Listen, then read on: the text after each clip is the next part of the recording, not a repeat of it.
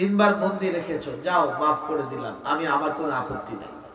বাকি সোহেলপুরের এই মাহফিলেও তো লোকজন কম না, যারা দাঁড়ায় আছে এগুলোই এক মাহফিলের সমান হবে। কথা ঠিক না বেঠিক? কিন্তু কতক্ষণ দাঁড়ায় থাকবে? বসার ব্যবস্থা করো না, তোমরা ওদেরকে বসার জায়গা দাও, চাটাই দাও, এই পেছনে চাটাই দাও, যুবকরা দাঁড়ায় আছে, ওদের পায়ে শক্তি আছে বটে, কিন্তু কতক্ষণ দাঁড়ায় থাকবে? আমি আসলে অন্নদার প্রোগ্রাম ছিল আজকে, মূলত সরাইল অন্নদায় 10 দিনের একটা কি হয়, তাফসীর মাহফিল হয়।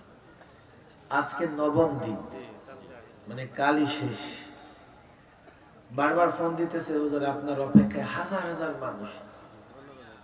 আসলে তাই, অন্নদা যে কলেজ মাঠ, হাই স্কুল, আমার মনে হয় এই মাঠের চাইতে কম হবে না, পুরো মাঠ লোকের লোকারণ্য থাকে। বাকি সোহেলপুরের এই মাহফিলেও তো লোকজন কম না, যারা দাঁড়ায় আছে এগুলোই এক মাহফিলের সমান হবে। কথা ঠিক না বেঠিক? কিন্তু কতক্ষণ দাঁড়ায় থাকবে? বসার ব্যবস্থা করো না, তোমরা ওদেরকে বসার জায়গা দাও, চাটাই দাও, এই পেছনে চাটাই দাও, যুবকরা দাঁড়ায় আছে, ওদের পায়ে শক্তি আছে বটে, কিন্তু কতক্ষণ দাঁড়ায় থাকবে? মাওলানা আলী হাসান উসামা তো আসবে, খুব সময় কতক্ষণ লাগবে আসতে? বলো কি, আমি 10-20 মিনিট থাকবো।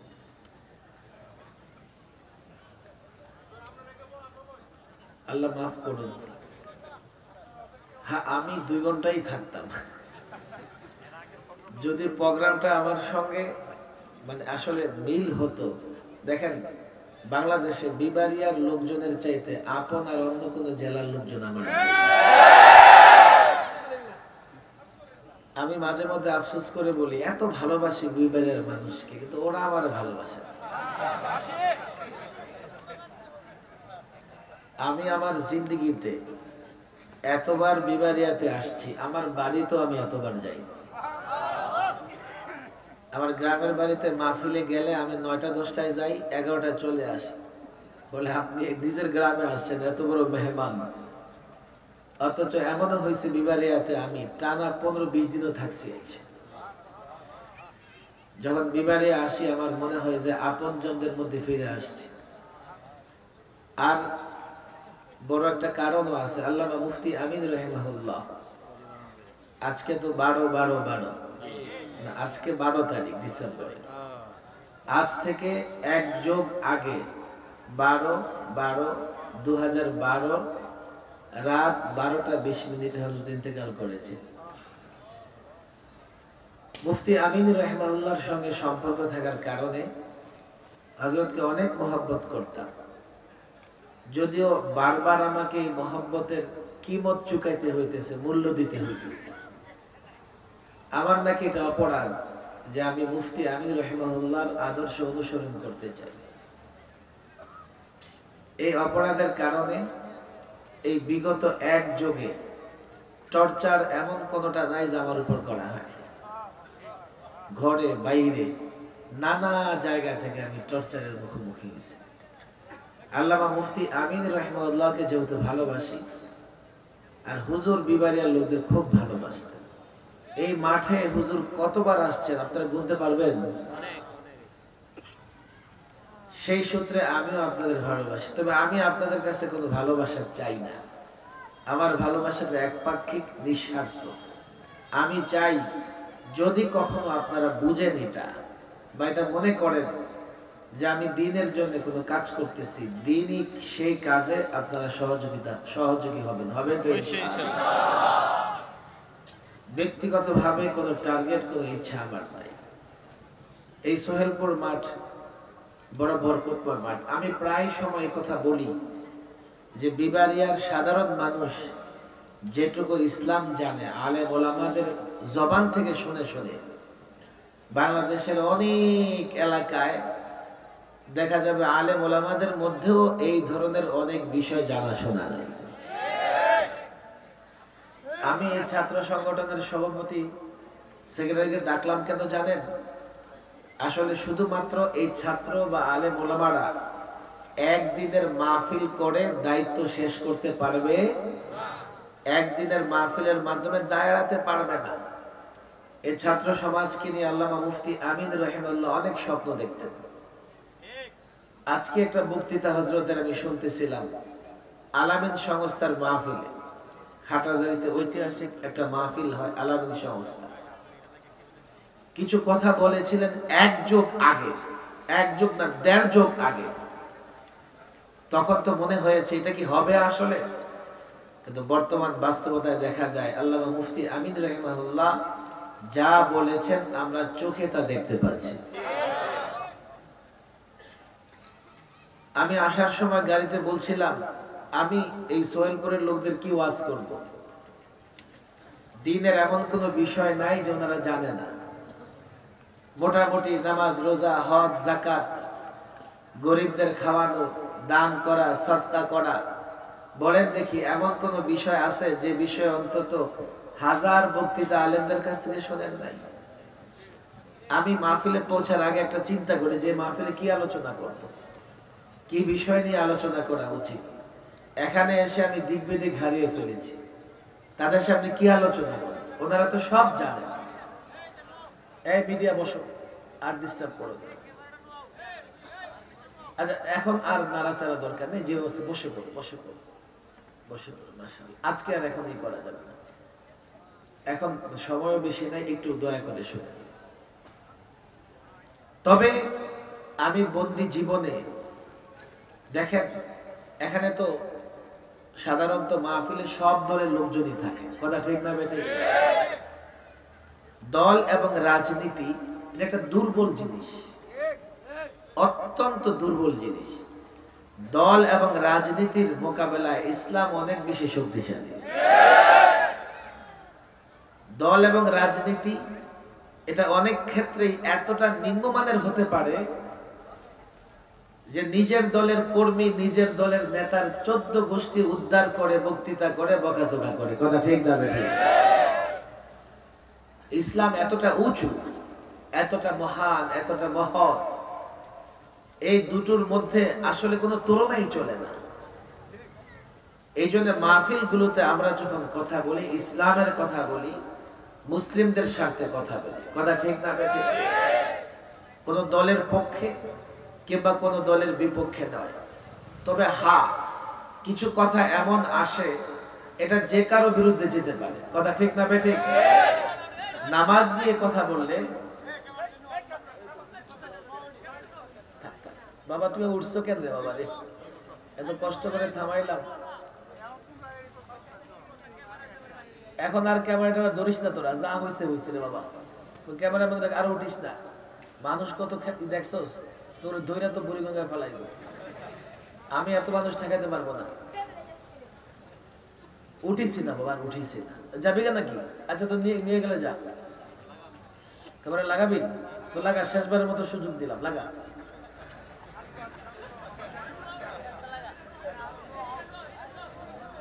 থাক থাক ভাই, সময় নষ্ট হবে, আপনারা কথা বললেন না।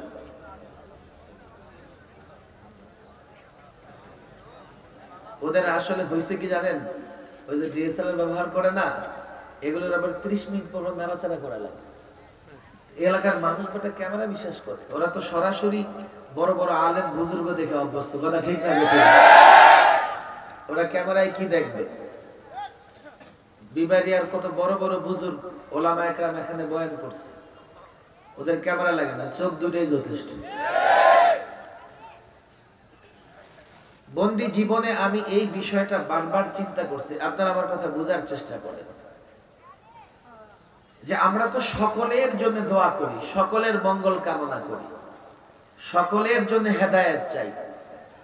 তাহলে রাজনীতির নামে কিছু যুবক আমাদের বিরুদ্ধে কেন চলে যায়?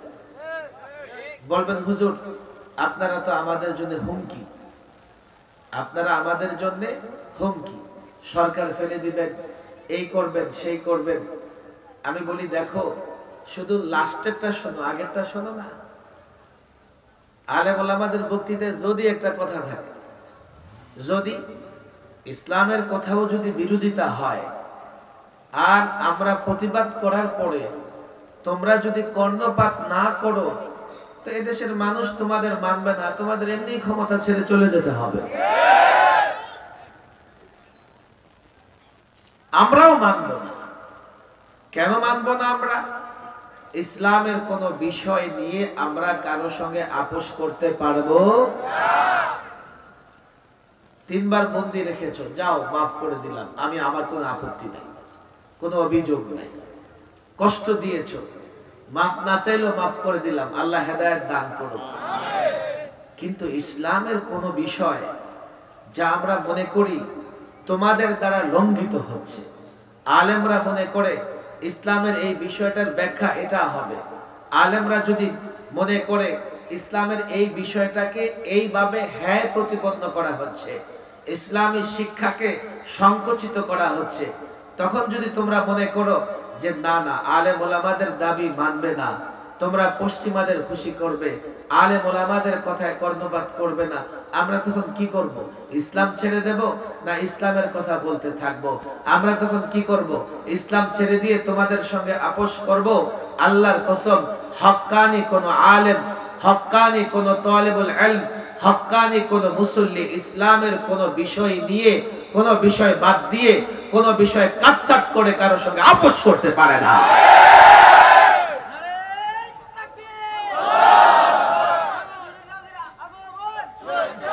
এই বসো, এখান থেকে স্লোগান দেওয়া যাবে না। কিছু মৌলিক কথা আমি আপনাদের বলবো, শুনবেন তো ইনশাআল্লাহ? আমার সাথে সাথে বলবেন। ইসলাম সম্পর্কে আমাদের এই ধারণা থাকতে হবে, ইসলাম কার পছন্দের ধর্ম? জবান খুলে কার? আর হুজুর বলেন কার? আমার দিকে যুবকরা তাকাও, অনেক যুবকরা এখানে আছে, তোমাদের হাতে পায়ে দড়ি। বর্তমানে একটা কথা বলা হয় যে যে কোনো ধর্ম মানলেই মুক্তি পাওয়া যাবে। আমাকে বলো, ইসলাম সম্পর্কে আল্লাহ বলতেছেন ইন্নাদ দীনা ইনদাল্লাহি ইসলাম।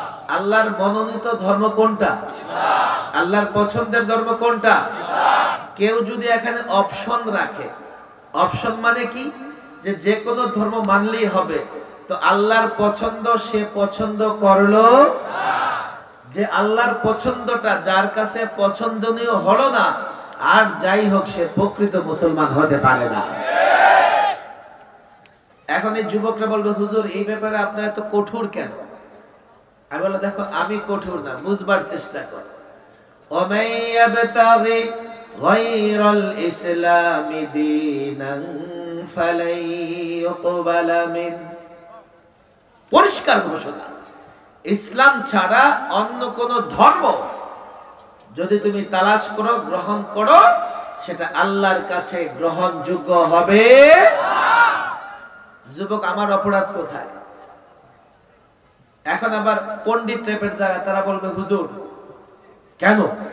আল্লাহ তো আরো ধর্ম পাঠিয়েছে, তাওরাত, জাবুর, ইনজিল, আল্লাহ তাবারক ওয়া তাআলার গ্রন্থ।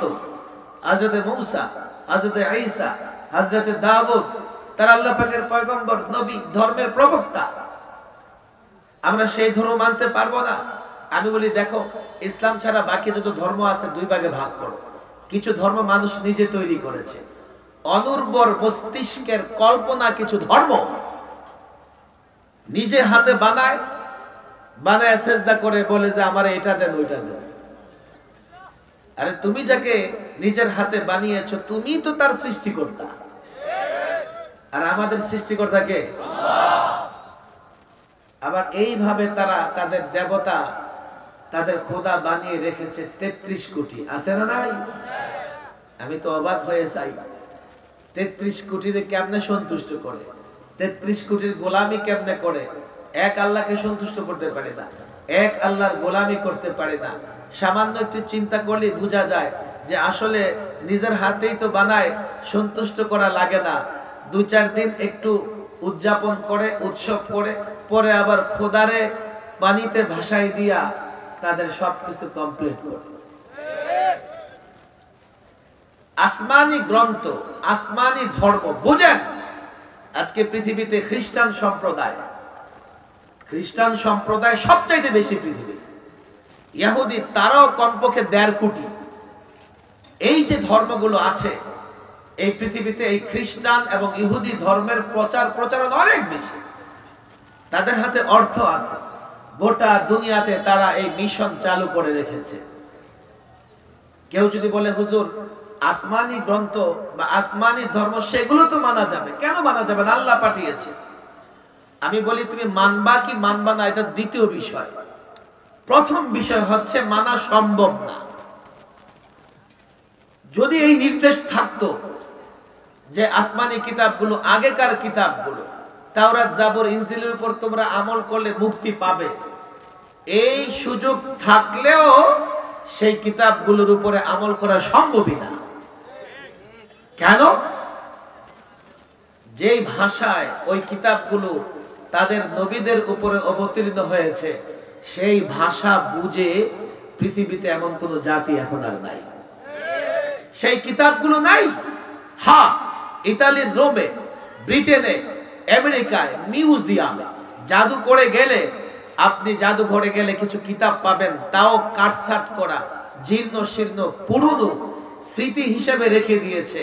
না পড়ার যোগ্যতা রাখে কেউ, না বুঝার যোগ্যতা রাখে। এখন যদি আপনাকে বলা হয় ওই নবীর উপরে যে গ্রন্থ অবতীর্ণ হয়েছে সেগুলো মেনে চলেন, পড়তে পারবেন না, বুঝবেন না, মানবেন কি করে? সম্ভব না। কেউ বলবে হুজুর কেন ওই আমরা মার্কেটে তো বাইবেল দেখি ইংরেজিতে অনুবাদ করা।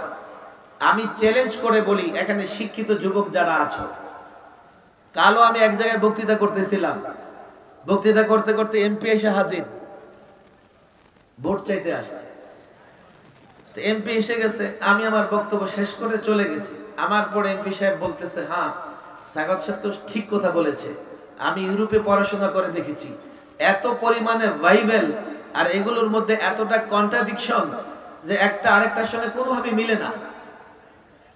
অন্তত ইউরোপের বাজারে 82 রকমের বাইবেল পাবেন। আপনি সোহেলপুর থেকে একটা কোরআনে কারীম হাতে দেন, আফ্রিকায় যান, আমেরিকায় যান, ইউরোপে যান, দুইটা কোরআন মিলিয়ে দেখেন দুই কোরআনের মধ্যে কোনো পরিবর্তন দেখতে পাবেন না। আপনি কিভাবে ওই ধর্মের কিতাবগুলোর উপর আমল করবেন? সম্ভব না বলেই আল্লাহ তাবারক ওয়া তাআলা কোরআন দিয়ে আমাদের উপর দয়া অনুগ্রহ করেছেন। কথা ঠিক না বেঠিক? এই জন্য ইসলাম ছাড়া অন্য কোন ধর্ম, মানব রচিত ধর্ম তো প্রশ্নই আসে না। আল্লাহ যে ধর্মগুলো পাঠিয়েছেন, আবার দেখেন ওই ধর্মগ্রন্থগুলোতে অনেক পরিবর্তন সাধিত হয়ে গেছে। এমন কি আপনারা আশ্চর্য হবেন যে এই এখনো যে সেই ধর্মগ্রন্থগুলো তাদের কাছে আছে, সেই ধর্মগ্রন্থগুলো দিয়ে তারা মানুষের সকল সমস্যার সমাধান দিতে পারে না। তা আপনি যদি সেগুলো মানেন, আপনার সমস্যাগুলোর সমাধান দিবে কে? আল্লাহু আকবার। কোরআন এখন আমাদের ধর্মগ্রন্থ, আমাদের কিতাব, আমাদের সংবিধান। এই কোরআন থেকে যত ধরনের সমস্যা আছে, পারিবারিক, সামাজিক, রাজনৈতিক, অর্থনৈতিক, বিচার ব্যবস্থা, যে কোনো সমস্যা আছে, সব সমস্যার সমাধান কোরআনে আছে। কথা ঠিক না বেঠিক? আমি এই জন্যই ছাত্র নেতাদের এখানে বসিয়েছি। আজকে জাতির কাছে চ্যালেঞ্জ রাখতে হবে, চ্যালেঞ্জ ছড়ে দিতে হবে জাতিকে। শুধুমাত্র মাহফিলে বসলে হবে না, কোরআন বুঝতে হবে। শুধু কোরআন বুঝতে হবে না, কোরআন থেকে প্রত্যেকটা সমস্যার সমাধান খুঁজে বের করতে হবে। কথা ঠিক না বেঠিক? শুধু না, কিছু কথা মনে রাখেন, একদিনে সব কথা বলা যাবে না। কোরআন সুন্দরের ধর্ম, কোরআন সুন্দরের কিতাব, ইসলাম সুন্দরের ধর্ম, ইসলাম সৌন্দর্যের ধর্ম, ইসলাম সাম্যের ধর্ম, ন্যায় বিচারের ধর্ম, ইনসাফের ধর্ম, ইসলাম শান্তির ধর্ম, ইসলাম বিজয়ের ধর্ম। কথা ঠিক না বেঠিক? এখন আপনার যত সমস্যা, এই সমস্যার সমাধান যদি আপনি কোরআন থেকে, ইসলাম থেকে বের না করেন, বাংলাদেশে যেমন আজকাল রাজনৈতিক দাঙ্গা ফাসাদ চলতেছে, আগামী 100 বছর কেন 1000 বছরেও বাংলাদেশের দাঙ্গা ফাসাদ দূর হবে না। হবে কি? আমরা একদল কিছুদিন একদলকে মারবো, ওরা আবার কিছুদিন পরে পাল্টাপাল্টি মারবে। হতে পারে কেউ 5 বছর মারবে, কেউ 15 বছর মারবে, এরপরে যে আসবে আবার সে 30 বছর মারধর করবে। অথচ এই কোরআন দ্বারা গোটা পৃথিবীতে, ইসলাম দ্বারা গোটা পৃথিবীতে শান্তি প্রতিষ্ঠা হয়েছে। আমি আলেম ওলামা, এই ছাত্র সংগঠনকে বলবো, এখন আর লাউ কদু বলে ওয়াজ করা, লাউ কদু বলে গীত গাওয়ার সময় নাই। এখন প্রত্যেকটা মুসলমান কোরআন বুঝতে চায়। কথা ঠিক না বেঠিক? প্রত্যেক যুবক কোরআন বুঝতে চায়, কোরআনের তর্জমা বুঝতে চায়, কোরআন থেকে সব সমস্যার সমাধান চায়। এই খাদেমুল ইসলাম সংগঠনের দায়িত্ব হবে এই যুবকদেরকে কোরআন বুঝিয়ে দেওয়া। কথা ঠিক না বেঠিক? যে কোনো সমস্যা, আমি এই জায়গায় আপনারা একমত হবেন, কিন্তু শুধু একমত হলে চলবে না। ব্রাহ্মণবাড়িয়াতে ছানামুখী পাওয়া যায়, যায় কি যায় না? কি পাওয়া যায়? এই যে ছানামুখী উচ্চারণ করলে মুখে মিষ্টি লাগে, কুমিল্লার রসমলাই এখানে বসাইছি। কিভাবে তোমরা করবা? প্রথমত হলো প্রত্যেক মুসলমান যুবকদের কোরআন পড়া শুদ্ধ হওয়া লাগবে। লাগবে কি লাগবে না? আরো জোরে বলেন, লাগবে কি লাগবে না? দ্বিতীয়ত যুবকের পরিবার, সমাজ, রাষ্ট্র জীবন, প্রত্যেকটা জায়গায় যুবককে বুঝাইতে হবে ইসলাম ইউনিক নীতিমালা দিয়েছে, অনুপম নীতিমালা দিয়েছে, সুন্দর নীতিমালা দিয়েছে। আল্লাহর কসম, ব্যবসা করো, ইসলাম মেনে ব্যবসা করো। কে বলেছে ইসলাম মেনে ব্যবসা করলে উন্নতি হবে না? আল্লাহর কসম করে বলি, ইসলাম মেনে ব্যবসা করলে দুনিয়াতেও উন্নতি হবে, আখিরাতেও মুক্তি পাওয়া যাবে। কে বলেছে ইসলাম মেনে রাজত্ব করা যায় না?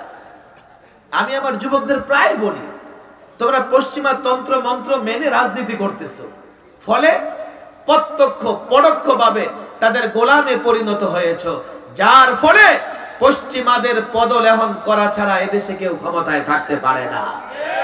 প্রকাশ্যে আমি দেখছি পশ্চিমাদের পদলেহন চলে, প্রতিবেশী রাষ্ট্রের পদলেহন চলে। কিভাবে কাউকে খুশি করা যায় এই চেষ্টায় থাকে, আর তাদেরকে খুশি করার জন্য ইসলাম যায় যাক, আলেম ওলামা যায় যাক, তাতে তারা কোনো পরোয়া করে না। কথা ঠিক না বেঠিক? এ মুসলিম যুবক, ইসলাম আমার ব্যক্তিগত সম্পদ নয়, আমার যেটুকু ইসলাম তোমার ততটুকু ইসলাম। ইতিহাস দেখো, 50-52 বছরে রাজনীতি করতেছো, রাজত্ব করতেছো, আর পশ্চিমাদের হাতের ইশারায় তোমাদের মস্তক থরথর করে কাঁপতেছে, অথচ তুমি মুসলিম, তুমি বীর, তুমি বাহাদুর। তোমার পূর্বপুরুষ মুসলিম যুবকরা, ইতিহাস খোলো, ইতিহাস দেখো, 50 বছর নয়, 100 বছর নয়, এই মুসলিম যুবকরা গোটা দুনিয়া শাসন করেছে 1000 বছর। দেখো না ইতিহাস, 56,000 বর্গমাইলের বাংলাদেশ, আর মুসলিম যুবকরা অর্ধ দুনিয়া শাসন করেছে। স্পেন শাসন করেছে মুসলিম যুবকরা কম পক্ষে 500 বছর। আজকে ভারতে কদিন আগে নাকি আমাদের যুবকরা কি করেছে? ওরা হেরেছে তো আমাদের যুবকরা পটকা ফুটাইছে। ওদের দেশের এক নেতা হুমকি দিতেছে, বাংলাদেশ আমরা সৃষ্টি করেছি, ইসলামিক কান্ট্রি ধ্বংস করে দেব। যুবকরা কি করছে আমরা কোত্থেকে জানবো? আমি বলি, যুবকরা কি করেছে না করেছে আমি সে খবরও নেব না, কিন্তু সে যে বলেছে বাংলাদেশ ওরা সৃষ্টি করেছে ইসলামিক কান্ট্রি, একটা তো সত্য কথা বলেছে যে ইসলামিক কান্ট্রি, কিন্তু এই দেশে বসে অনেকে ওদের হাড্ডি চাপাই দিয়ে রাখে, দেশটাকে ইসলামিক কান্ট্রি, মুসলিম কান্ট্রি স্বীকার করতে চায় না। ওরা স্বীকার করে, ওরা সৃষ্টি করে দিয়েছে। আমি এই যুবকদের বলি, জানো তোমরা, শুধু ভারতে মোগল শাসকরা, ইতিহাস তোমরা জানো না, শুধু মোগলরা, মুসলিম মোগলরা এই ভারত কম পক্ষে 400 বছর শাসন করেছে। তোমরা পড়ো, আকবর থেকে শুরু করে নিয়ে পড়ো না কেন, এই শাখা কত, টিপু সুলতানের ইতিহাস তোমরা পড়েছো। 400 বছর গোটা ভারত মুসলমানরা শাসন করেছে। কি দিয়েছে ভারতকে জানো? 200 বছরের কাছাকাছি হয়ে গেছে ভারত মুসলমানদের অধীনে নাই, কিন্তু এখনো যদি দিল্লির দিকে তাকাও তো মুসলমানদের স্থাপনা ছাড়া তেমন কিছু দেখতে পাবে না। দিল্লিতে কি দেখবা? লালকেল্লা মুসলমানদের স্থাপনা, কুতুব মিনার মুসলমানদের স্থাপনা, আগ্রার তাজমহল মুসলমানদের স্থাপনা, আজমিরিতে যাবা মুসলমানদের স্থাপনাকে ঘিরে আজমিরি তৈরি হয়েছে। দিল্লি দিল্লি দিল্লি, শুধু দিল্লি নয়, বাংলাদেশে দেখো কোথায় যাবা, লালবাগ কেল্লা, নবাব বাড়ি, আহসান মঞ্জিল, সোনারগাঁয়ে যাবা, দেখো না কেন এই মুসলিম শাসকরা 400 বছর শুধু মোগলরা ভারত শাসন করেছে। ভারতের উন্নতি, ভারতের অগ্রগতি, ভারতের শান্তি প্রতিষ্ঠায় তোমার মতো মুসলমানদের অবদান আছে। ইতিহাস না জানলে করবা তুমি সব, আর ওরা তোমাকে ঠেলে জঙ্গিবাদ বানাবে, সন্ত্রাসবাদ বানাবে, ওরা তোমাকে উগ্রবাদ বানাবে। অথচ বাংলাদেশ সাম্প্রদায়িক সম্প্রীতির দেশ, কথা ঠিক না বেঠিক? এদেশে ধর্মের নামে কোনো মারামারি নাই, কোথাও ধর্মের নামে মারামারি হয় না, হতেই পারে না। কেন হবে? এই মাহফিল গুলোতে বরাবরই বলা হয় জোর করে কাউকে মুসলমান বানানো যায়। ইসলামে অনুমতি নাই যে আপনি কোন ধর্মের উপাসনালয়ে কোন ধর্মের ব্যক্তি গোষ্ঠীর উপরে আঘাত করবেন। এই জন্য বাংলাদেশে 90% মুসলমান হওয়ার পরেও ধর্মে ধর্মে মারামারি নাই। আর প্রতিবেশী দেশে গিয়ে দেখেন গরু জবাই করা যায় না, আজান দেওয়া যায় না, নামাজ প্রকাশ্যে জায়গায় পড়া যায় না। বাংলাদেশে সাম্প্রদায়িক সম্প্রীতি কেন? আমরা মুসলমান, আমরা শান্তি প্রিয়, আমরা আমাদের যে ধর্ম, এই ধর্ম সকলের অধিকারের কথা বলে, কথা ঠিক না বেঠিক? আজকে এই জিনিসটা বদ্ধমূল করে দেবেন। ইসলাম কার পছন্দের ধর্ম? আরো জোরে, কার পছন্দের ধর্ম? সেকুলার হবেন না, মাফ চাই, ক্ষমা চাই। আপনারা ব্রাহ্মণবাড়িয়ার মানুষ, ধর্ম নিরপেক্ষ হওয়ার কোনো সুযোগ নাই। বলবে যে হুজুর ধর্ম নিরপেক্ষ মানে আমার ধর্ম আমি, আপনার ধর্ম আপনি। আরে ভাই, যদি সংজ্ঞা এটা হয় যে আমার ধর্ম, যদিও আপনি এখন ডিকশনারি খোলেন, আপনি এখন মিস্টার গুগলকে জিজ্ঞেস করে যে সেকুলার মানে কি, যদি আমি আপনার ব্যাখ্যা মেনে নেই যে আমার ধর্ম আমি, আপনার ধর্ম আপনি, তো ইসলাম তো এটা কাউকে জবরদস্তি করে না।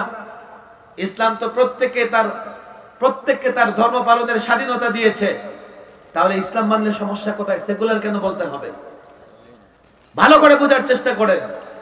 যদি বিষয় এমন হয় যে সবাই তার ধর্ম পালন করবে, তো ইসলাম তো এই সুযোগ দিয়েছে সবাই তার ধর্ম পালন করতে হবে, তো তুমি ইসলাম না বলে সেকুলার কেন বলতেছো? এক, দুই, ভালো করে বুঝবেন। যদি মনে করো যে না, আমরা মুখে তো বলি এটা, আসলে চাই প্রকৃত সেকুলার, তখন আমার প্রশ্ন হলো কোন মুসলমান সেকুলার কিংবা ধর্ম নিরপেক্ষ হতে পারে? আমরা যখন রাষ্ট্র ধর্ম নিয়ে আন্দোলন করি, খেয়াল করে শোনেন, রাষ্ট্র ধর্ম নিয়ে যখন আন্দোলন করি, যে বাংলাদেশের রাষ্ট্রীয় ধর্ম এখন কি আছে? বলেন কি আছে? কি আছে বলেন? আচ্ছা, আমার প্রশ্ন করেছে হুজুর রাষ্ট্রে কি নামাজ রোজা পড়বে? রাষ্ট্রের ধর্ম লাগবে কেন? আমি বলি ভাই, বাংলাদেশের জাতীয় অনেক কিছু আছে, আছে না নাই? জাতীয় মাছ কি? রাষ্ট্রে কি মাছ খায়? জাতীয় ফল কি? কাঁঠালের মৌসুমে ঘরে ঘরে কাঁঠাল ফ্রি বিলি করা হয়। জাতীয় ফল কি? আম। জাতীয় ফল কি? কাঁঠাল। জাতীয় ফুল কি? আর বলেন জাতীয় ফুল কি? কি বাংলাদেশ কি তার খোপায় শাপলা লাগাবে? এটা একটা মর্যাদা, এটা একটা জাতীয় মর্যাদা। জাতীয় বা রাষ্ট্রীয় ধর্ম ইসলাম হওয়ার মানে এই নয় যে আমরা জবরদস্তি করে কাউকে ইসলাম বানাবো, কথা ঠিক না বেঠিক? ইসলামের মর্যাদা এটা। যদি বলে এটা কি খুব বেশি দরকার না, খুব বেশি দরকার না, তবে তোমাদের মেন্টালিটি পরিবর্তন হওয়া বেশি দরকার। ইসলাম, রাষ্ট্রীয়ভাবে ইসলাম বাদ দিয়ে যদি পরবর্তী চিন্তা এটা থাকে যে ইসলামকে মুছে ফেলবো, তো আমি রাষ্ট্র ধর্ম ইসলামকে রাষ্ট্র ধর্ম থেকে বাদ দেওয়া হবে, আমি এক মুহূর্তের জন্য মেনে নেব না। এটা একটা মর্যাদা, কোনোভাবেই এটা কার উপর চাপাই দেওয়ার মতো বিষয় নয়। এই কথাগুলো আপনারা মনে রাখবেন। ইসলাম কার পছন্দের ধর্ম? আমি যুবকদের বলি, তোমার ইসলামে প্রত্যেকটা সমস্যার সমাধান আছে। বলবো হুজুর এখন বিজ্ঞানের যুগ, মঙ্গল গ্রহে প্লট বিক্রি হয়, হয় কি হয় না? আমিও বলি আমি একটা প্লট কিনবো, তবে একটা শর্তে। প্লট তো সস্তা, কিন্তু যাতায়াত খরচ দিবে কে? নাসা যদি যাতায়াত খরচ দেয়, তো আমি একটা মঙ্গল গ্রহে প্লট কিনবো।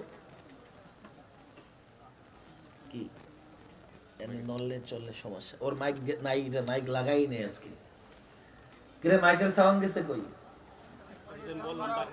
মাইক বন্ধ করছস কেন? ওই ভয় পাইতেছে যে হুজুর আবার মাইক সব শেষ করে দেয় কিনা।